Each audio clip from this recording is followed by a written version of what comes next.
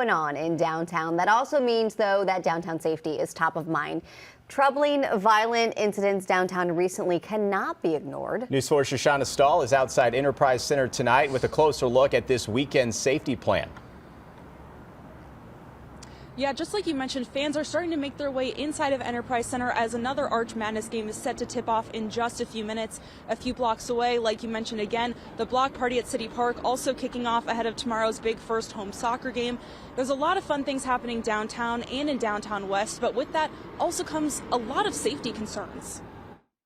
Conditions have really deteriorated over the last few years in terms of general disorder and criminal activity downtown. Downtown safety continues to be a topic of conversation, especially for longtime resident Les Sturman.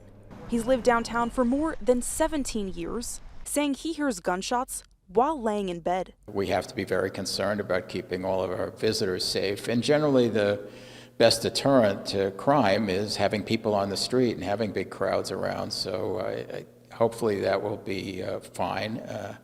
Although the event, a couple of weeks ago, the volleyball tournament that brought lots of people downtown still resulted in a tragedy that happened here.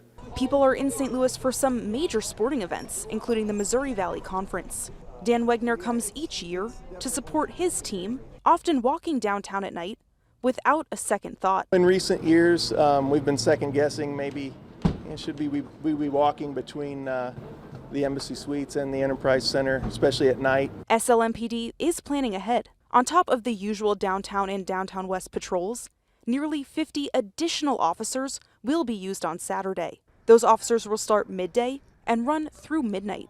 Captain Pierre Benoist is encouraging people to stay vigilant, park in well-lit areas, and leave guns at home. Downtown is safe to come down, especially to these events, because we strongly believe that when there's a large crowd, obviously, the chances of something occurring, decrease heavily. Sturman says although he wants visitors to be safe, it's something he wants to see more of all the time. When there are major events, there are a lot of police downtown, and I think they do a great job keeping us safe. It's the other times that are the problems, when there aren't events, that we see very little police presence. So that's a problem. Police say that a majority of those additional officers will be monitoring parking lots throughout downtown and downtown West, trying to prevent any car break-ins. Reporting live downtown, Shoshana Stahl, News 4. Thanks.